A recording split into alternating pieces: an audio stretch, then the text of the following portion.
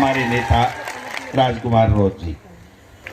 ये साधारण बात नहीं थी मेरे भाइयों, ये निर्णय करना बहुत कठिन था, और कठिन इसलिए भी था कि आदिवासी पार्टी और कांग्रेस पार्टी का जो पूरे 2-3 स्टेट्स में बात चल रही थी, उसमें कई तरह की अड़चनें आ रही थी। तो ऐसे में हमारे अखिल भारतीय कांग्रेस कमेटी ने निर्णय किया कि राजस्थान के बारे में निर्णय हमारे प्रभारी रंधावा साहब करेंगे। और आप सबने देखा कि रंधावा साहब ने वो निर्णय किया कि अच्छे अच्छों की पिंडली दूजने लग गई, और देश के प्रधानमंत्री को यहां आकर के एक ऐसे भाजपा के प्रत्याशी का समर्थन करना पड़ा जिसको जनता नकार चुकी है, उनका समर्थन करने के लिए आना पड़ा। यहां पर जिग्नेश मेवाणी जी भी, जो देश के बहुत ही होनहार नेता और जो जब बात रखते हैं तो मैं समझता हूं कि क्रांतिकारी विचारों के जनक हैं।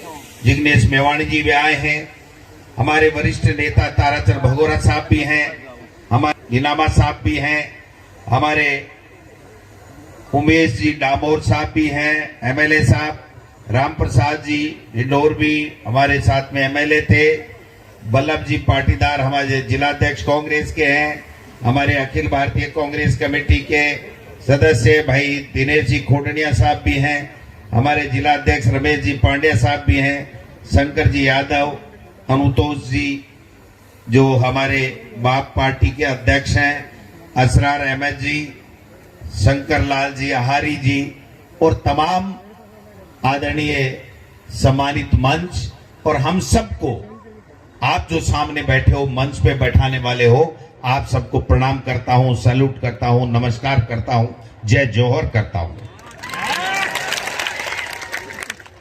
भाइयों, हम यहां 10:30 बजे पहुंचने वाले थे, लेकिन आपको तो पता है कि अभी बीजेपी में क्या चल रहा है, देश में क्या चल रहा है। रात से आए बैठे हैं मुख्यमंत्री जी और कह दिया डोटासरा जी और रंधावा जी को लेट कर दो, इनका प्रोग्राम नहीं होगा, इनकी मीटिंग नहीं होगी, इनका मैसेज खराब चला जाएगा। लेकिन उनको ये पता नहीं कि ये आदिवासी हैं, ये अंग्रेजों के सामने भी नहीं झुके, प्राणों को बलि देकर के, प्राण न्योछावर करके भी देश को आजाद कराया। ये इस बांसवाड़ा डूंगरपुर को भी बीजेपी से आजाद करा के छोड़ेंगे, आजाद करा के छोड़ेंगे, ये मैं कहना चाहता हूं। ज्यादा लंबी चौड़ी बात नहीं करूंगा। देश के प्रधानमंत्री ने ये ठान लिया है कि भारतीय जनता पार्टी का अगर तीसरी बार राज देश में आ गया तो न तो आदिवासी बचेगा, न ये देश बचेगा, न ये लोकतंत्र बचेगा, और न बाबा साहब का दिया हुआ संविधान बचेगा। ये तय कर लिया देश के प्रधानमंत्री ने। और आपने देखा हुआ कि वो जिस प्रकार का भाषण देने लगे पहले फेज में, उनकी हवा उड़ गई। वो 102 में से जहां अधिकतर सीटें अपनी मान रहे थे, 30 सीटें भी उनकी आने वाली नहीं है। और पूरे हिंदुस्तान में 4 जून को आप देख लेना, वो 150 के अंदर रह जाएंगे, 150 के अंदर रह जाएंगे। ये 400 पार इसलिए करना चाहते हैं भाइयों कि इनको संविधान बदलना है, आपके वोट का अधिकार समाप्त करना है, आपका आरक्षण समाप्त करना है, और आदिवासी कोई उन्नति नहीं कर सके, उनका बच्चा पढ़ नहीं सके, उनको कोई सुविधाएं नहीं मिले, इस प्रकार की व्यवस्था करने का ये काम कर रहे हैं। इसलिए हम लोग आज स्पेशल चला के हमने कहा नहीं आना है, क्योंकि एक भ्रांति फैला रखी है कि साहब पता नहीं कांग्रेस में क्या है, क्या हुआ, क्या नहीं हुआ। मैं आपको स्पष्ट कह देना चाहता हूं इस मंच के माध्यम से, कांग्रेस पार्टी ने तय कर लिया है कि यहां से भारतीय जनता पार्टी के उम्मीदवार जो हमारे साथ गद्दारी करके गया है, उस महेंद्रजीत मालवीय को सबक सिखाना है, उसको हराना है। क्योंकि जिस व्यक्ति को सरपंच बनाया पता नहीं क्या क्या बनाया, एमएलए बनाया, मंत्री बनाया है। और वो आज हमको आंख दिखा रहा है और भारतीय जनता पार्टी को गालियां देता था कल तक। वो उसकी गोद में जाकर के बैठ गया और अपनी मां के साथ में उससे गद्दारी की, अपनी पार्टी के साथ में उसने गद्दारी की है। इसलिए मैं आपसे निवेदन करने आया हूं, हमने बड़ा सोच समझ के फैसला किया है।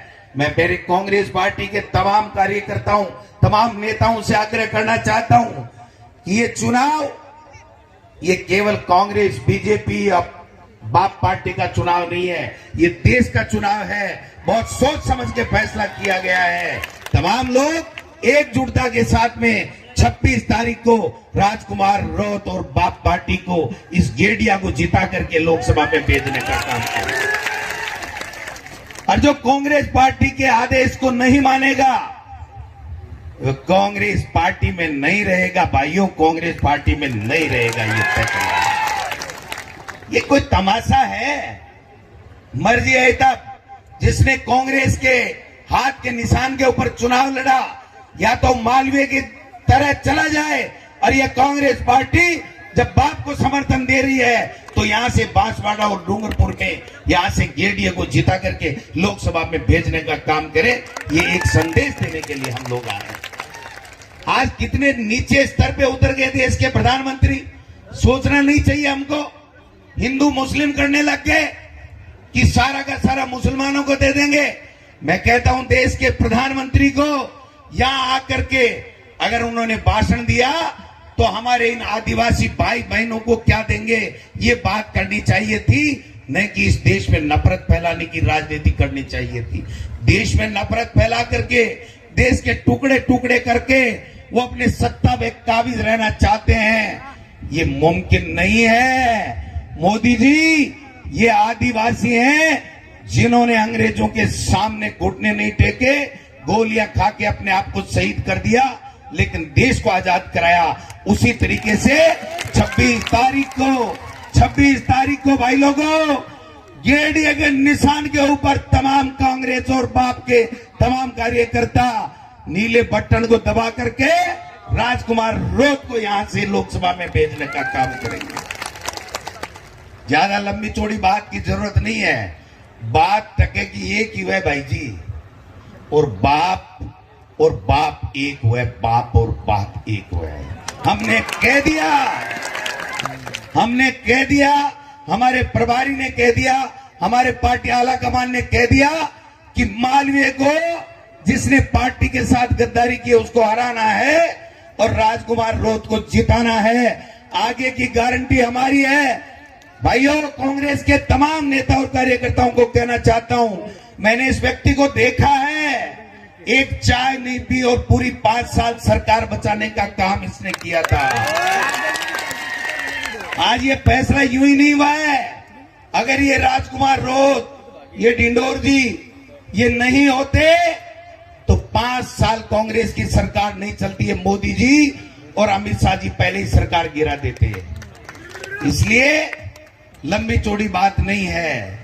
26 तारीख दूर नहीं है। देश के प्रधानमंत्री को भी जवाब देना है और इस मालवीय जी को भी जवाब देना है, बीजेपी के लोगों को भी जवाब देना है। ये जोश और जुनून बरकरार रखिए और 26 तारीख को इस बीजेपी का मोरिया बुला दीजिए। ये मैं कह रहा हूं। बुला दोगे? बुला दोगे? समझो मोरियो, समझे लगा तो बुला दोगे। और बीजेपी को भूलेगा ना, मालवीय जी को तो मत ही भूल जाएगा। अरे बीजेपी का मोरिया भूलेगा तो मालवीय का अपने आप भूल जाएगा। ये कहना चाहता हूं मैं। इसलिए ज्यादा हमें भी जाना है, जोधपुर भी जाना है, बाड़मेर भी जाना है, रंधावा साहब को भी बोलना है। मतलब की बात एक ही है कि यहां से राजकुमार रौत जीते, इंडिया गठबंधन मजबूत हो, इंडिया गठबंधन की सरकार बने और आप लोग भी राज में भागीदार बनो। ये हम आशा और अपेक्षा करते हैं। आप सब लोग आए, तमाम मेरी पार्टी के नेता और आप सब लोग आए हो, आपका बहुत बहुत धन्यवाद। जय भारत, जय जौहर।